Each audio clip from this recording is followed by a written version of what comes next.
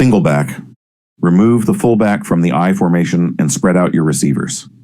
Now you have the single back formation, also called the ace formation. One running back, usually about 5 yards behind the quarterback. This formation offers perfect balance. You can run the ball with the running back. You can throw to multiple receivers. You can use the running back as a receiver. The defense can't cheat towards stopping any one aspect because you're equally dangerous in multiple ways. But here's the key innovation, the slot receiver. With only one back in the backfield, you can put an extra receiver in the slot. That's the space between the tackle and the outside receiver. This creates a mismatch because someone has to cover that slot receiver, usually a linebacker who's too slow. The single back formation forces defenses to make difficult choices. If they bring an extra defender into the box to stop the run, you throw to the slot receiver. If they cover the slot receiver with a defensive back, you run the ball against a lighter box. Bill Walsh's 49ers perfected this formation in the 80s with their West Coast offense. They'd use quick passing to the slot receiver to replace the running game, then hit receivers on deeper routes when defenses adjusted. The formation also allows for maximum pass protection. With 5 receivers eligible to catch passes, you can keep the running back in to block, giving you 6 blockers against any pass rush. Or you can send the back out on a route, creating a mismatch against a linebacker. Modern NFL teams use variations of the single back on about 40 to 60% of their plays. It's become the foundation of many offenses because it offers the most flexibility with personnel and play calling. Pro set. Picture the single back formation, but split those running backs on either side of the quarterback. That's the pro set, and it was the standard formation for decades. You have 2 tailbacks, but instead of lining up one behind the other like in the I formation, they're side by side, about 4 yards behind the quarterback. This formation created incredible deception. The defense doesn't know which back is getting the ball until the quarterback turns. One back could get a quick dive play between the guards, the other back could get a sweep around the outside, or both backs could go out for passes.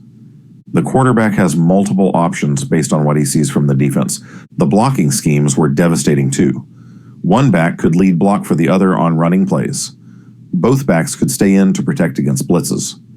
On pass plays, you could send one back out on a route while the other stayed in to block. Teams like Washington under Joe Gibbs built championship offenses around the pro set. They'd use different combinations of backs, sometimes 2 tailbacks, sometimes a fullback and tailback, sometimes even a tight end flexed out as a wingback.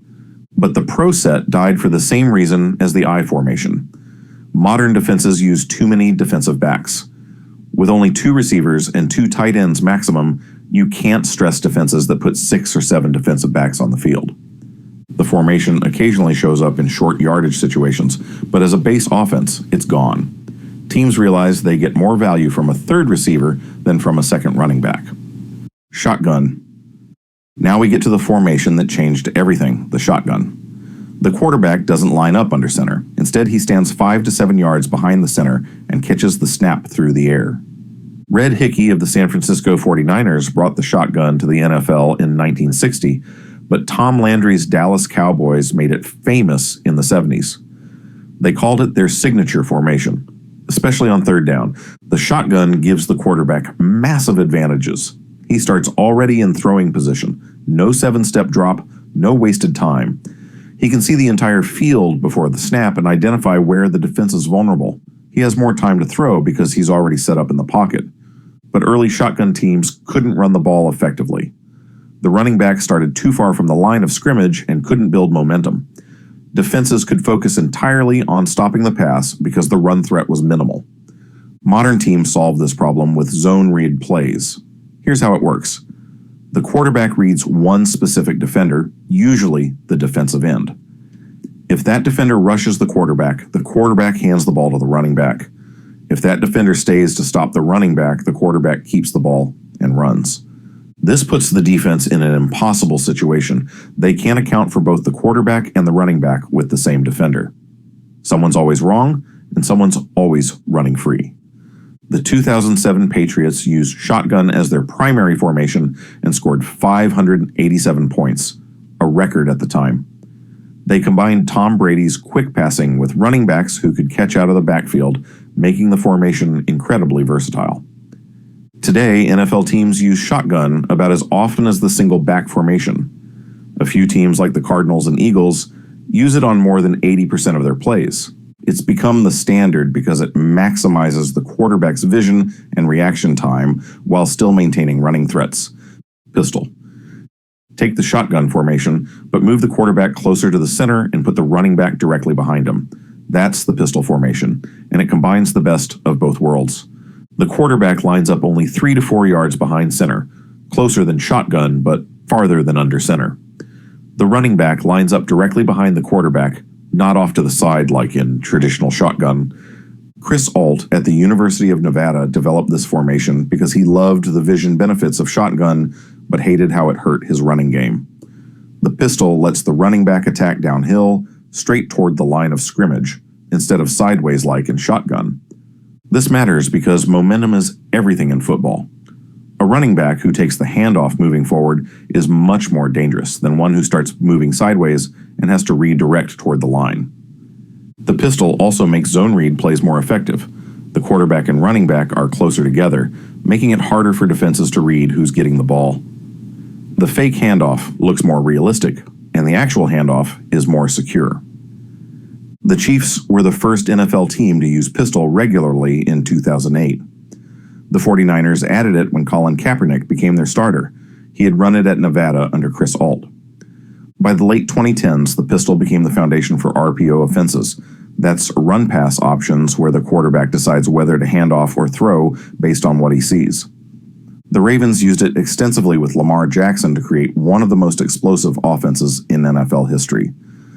The pistol works best with mobile quarterbacks who can run zone read plays and RPOs effectively.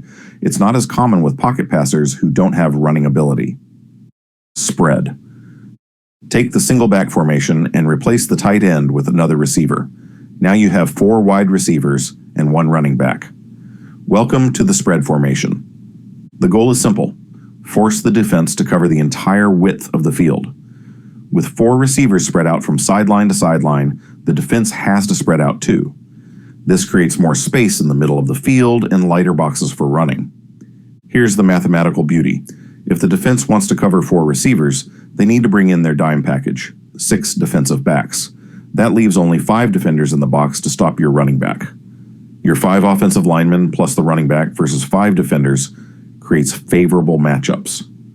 If the defense tries to stop your run by keeping more defenders in the box, you have 4 receivers running against fewer defensive backs. The numbers don't work for the defense either way. College teams like Texas Tech and Hawaii built their entire offenses around the spread. They'd throw quick passes to receivers in space, letting them use their speed to break big plays. The short passing game replaced the running game in terms of ball control. But spread formations have a weakness: pass protection. With no tight ends to help block, the quarterback better get rid of the ball fast. Most spread concepts feature 3-step passing routes designed to get the ball out in under 2.5 seconds. Modern NFL teams use spread concepts situationally rather than as a base offense. They'll go 4 wide on 3rd and long or in 2-minute drills, but they prefer the balance of having a tight end for most plays. It starts with Celsius. Feel I can feel good about. I'm gonna need it. I'm training for life. From after-school pickups to meal prep to a 12-hour night shift. I don't have time to get ready. I've got to stay ready. Dawn Patrol starts with a Celsius. I got a whole day to seize. First it's cardio, then it's a race against the clock. Refuel. I've got 48 to do in 24. It's 4:49 a.m. Grab a Celsius, lock in. I've got a goal to hit and a deck to conquer, a party to be the life of, and all the essential energy I need to do it.